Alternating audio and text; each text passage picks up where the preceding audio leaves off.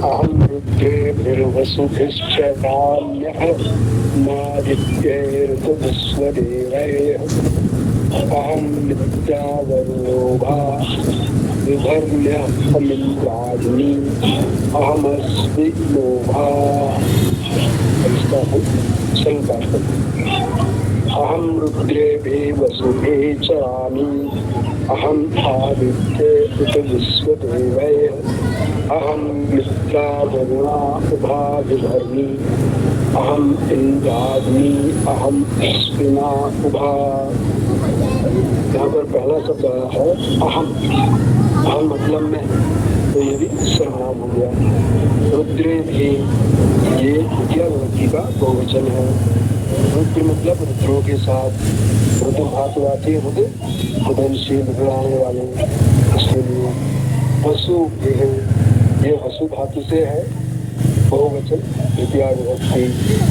तो वसु होते हैं जो हमें वास देते हैं, बसाते हैं, जिससे हम पृथ्वी को भी कह सकते हैं पृथ्वी में वास देती है। और हम किसी के शासन के अंदर रहते हैं, देश में रहते हैं, वहाँ हमको वास मिलता है, निवास आबाद मिलता है, तो इसमें भी हम वासी देवता कर सकते हैं। तो उस तरह से वसु शब्द का अर्थ चलता है। चरामी, चरामी ये एक वचन में आ रहा है। अहम आवाम वयम वाले, तो एक वचन है ये, उत्तम सूचना। तो चर धातु से आएगा, मतलब जो विचरण कर रहा है, चल रहा है, चरायमान आ गया। फिर अगला शब्द है आदित्य। आदित्य तो आदित्य से जुड़ा हुआ है। अच्छा, मंडल सूत्र कौन जुड़े हुए हैं? ये राग सूत्र चल रहा है, ऋग्वेद मंडल 10 सूत्र 125 मंत्र 1। तो अगला शब्द आया आदित्य।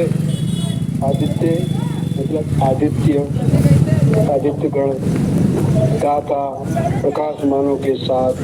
और अदिति शब्द जब लेते हैं तो अदिति का अर्थ होता है जो बटता नहीं है, मतलब अखंडित रहता है, अविनाशी रहता है, अविभाजित रहता है। उत शब्द जो है ये एक अव्यय की तरह इस्तेमाल होता है, जिसका इस्तेमाल होता है तथा, या कभी कभी इसको और भी कह देते हैं। विश्व देवय, विश्व सभी, देवय देवगण, तो समस्त देवों के लिए, सभी देवों के लिए, देवताओं के लिए, प्रकाशमानों के साथ के लिए इस्तेमाल होगा विश्व देवय। फिर अगला शब्द आया इसमें मित्रा वरुणा। तो मित्रा वरुणा, मित्र मतलब हितैषी, और वरुणा जो वर्णशील है, तो ये दोनों को मिलाकर कहा जाता है मित्रा वरुणा। एक शब्द है मित्र जो हमारे हितैषी है, दूसरा शब्द है वरुणा जो वर्णनीय है, जिसको हम ग्रहण करने के योग्य मानते हैं, उसको ग्रहण करते हैं। और बोलचाल में जो हमारे पौराणिक लोग मानते हैं, तो वरुण बोलते हैं जल के देवता को, क्योंकि वो भी व्याप्त हैं, उनका भी हम ग्रहण करते हैं। हमारे जीवन में जल का, पानी का बहुत बड़ा महत्व है। उसके बिना जो है कहना चाहिए, खाने बिना तो आदमी हफ्ते 10 दिन ही रह लेगा, तो ये पानी बिना तो 3 दिन काटना मुश्किल हो जाता है। अगर हमारे घरों में नल पानी नहीं आता तो किसी तरह से, तो एक दिन में ही तमाम हाहाकार मच जाता। तो वरुणा से उभा, उभा दोनों के लिए शब्द इस्तेमाल होता है। इंद्राग्नि, विभर्मी, विभर्मी एक शब्द बहुत छूट गया। विभर्मी, भी मतलब विशेष रूप से, भर्मी भरण करना, धारण करता। विभर्मी विशेष रूप से धारण करता हूँ, धारण करता हूँ। इंद्राग्नि, ये भी 2 शब्द मिले इसमें, इंद्र और अग्नि। इंद्र हो गया परमेश्वर, और जो लोग शासन की स्थिति में, शासनाध्यक्ष, सेनापति, ज्ञानवान, सामर्थ्यशाली लोग, ऐश्वर्यवान लोग, उनके लिए शब्द हो गया इंद्र। अग्नि, अग्नि धातु से आया अग्नि, अर्थात जो अग्रणी है, विद्वान जन है, तेजस्वी लोग हैं, तेजवान लोग हैं, उनके लिए शब्द है अग्नि।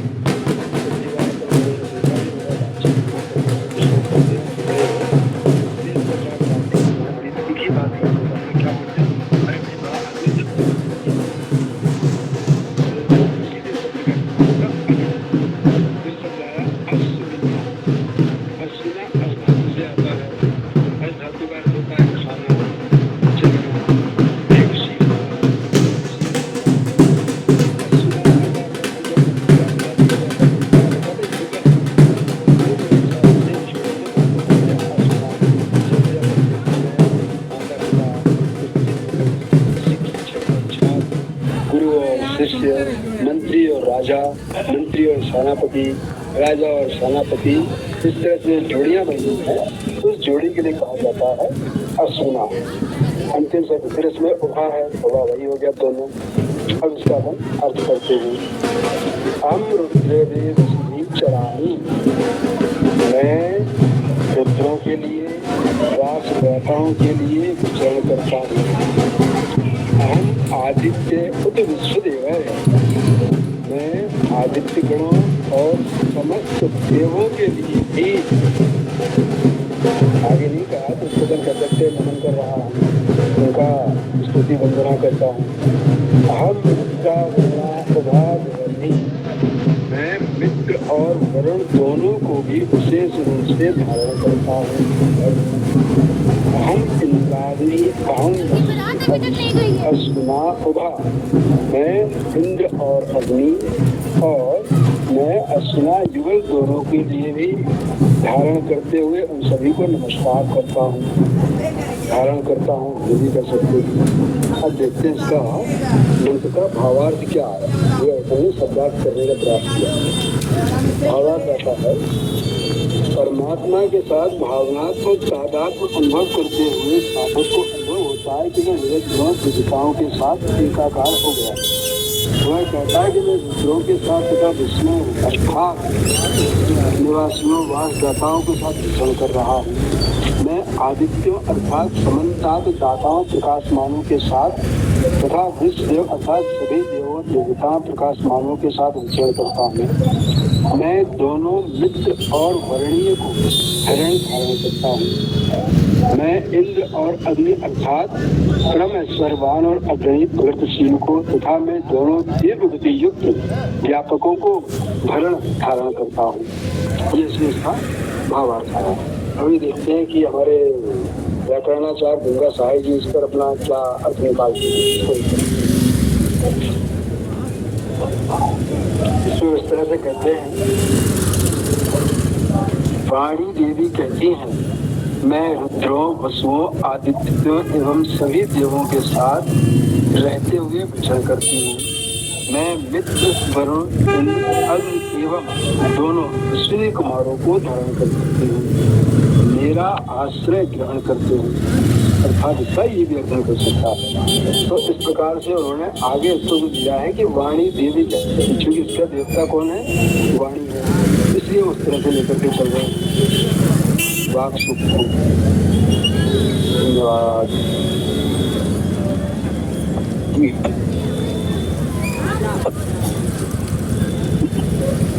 आप लोगों से निवेदन है कि अब तो स्थितियाँ बहुत ठीक हो गई हैं, वेदायन लगभग सभी के पास है, तो अपने अपने वेदायन में देखा करें और संभव हो तो इस समय भी खोल सकते हैं। हरीश जी पढ़ा रहे हों तो आप भी देखें और कहीं कोई प्रश्न आए तो वो भी रखें। देखिए, इसमें मुझे लगा जो थोड़ा सा जो भी आया है, अहम वसुभी रुद्रे ही चरामी, वसुओं रुद्रों के साथ चलूं, तो ये वसुभी रुद्रे भी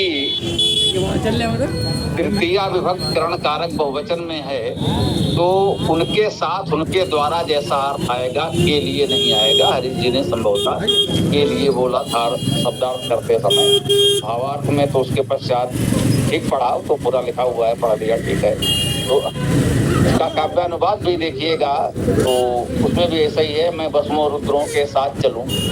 और नेड़छेर भैया, नेड़छेर हमारे भावार्थ में भी यही था और जो गंगा साहिब जी का पढ़ा उसमें भी यही कहा है कि इन सबके साथ वो रहते हुए और लगा दिया, न लगाते तो भी ठीक था। वसुओं रुद्रों के साथ विचरण करता हूँ, करती हूँ। देखिए, संस्कृत में लिंग भेद नहीं होता।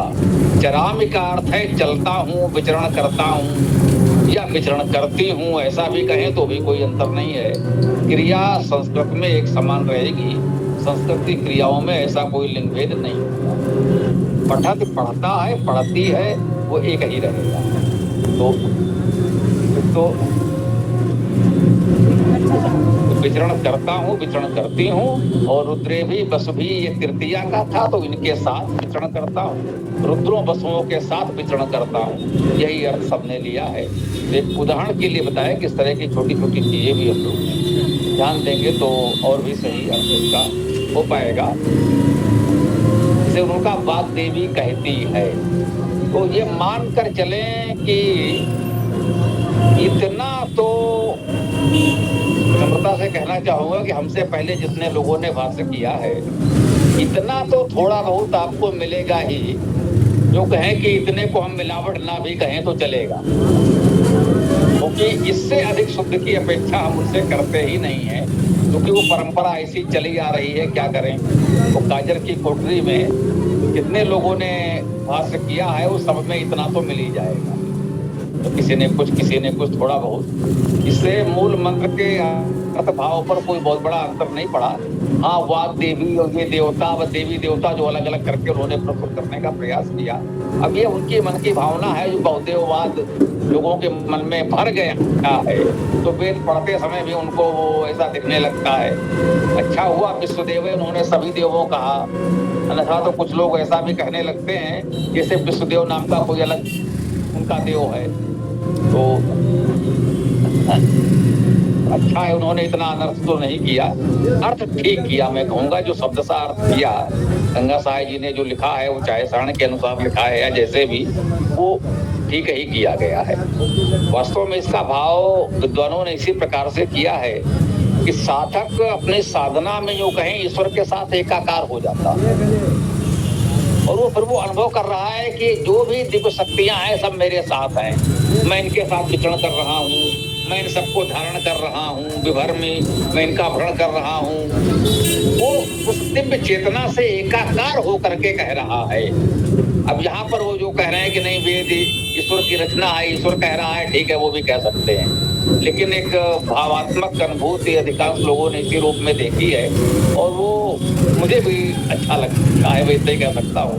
ये बहुत शास्त्रार्थ का विषय नहीं है, लेकिन यही लगता है कि हाँ भाई उस दिव्य चेतना से एकाकार होकर वो वहाँ अनुभव करता है कि हाँ भाई मैं इन सबके साथ हूँ, इनके सबके साथ विचरण कर रहा हूँ, इन सबको सारी दिव्य शक्तियों को मैं धारण कर रहा हूँ। तो ये अच्छी बात है। साधना की एक चरम अवस्था आप कह सकते हैं, साधना का परिपाक कह सकते हैं कि एक साधक इस स्तर को प्राप्त हो जाता है कि वो दिव्य चेतना परमेश्वर से एकाकार हो जाता है, तब वो इस तरह अनुभव करता है, वो अपने अनुभव को व्यक्त कर रहा है। इसी अध्यात्म की अनुभूति बात है। अब हम लोग और आगे ले सकते हैं। दीना जी हैं और पीसी सिंह जी हैं। आप वो यदि अपना पढ़ना चाहें आर्य समाज का, आर्य प्रकाशन का, तो भी पढ़ सकते हैं। आगे जी गुरुदेव, पढ़ रहा हूँ।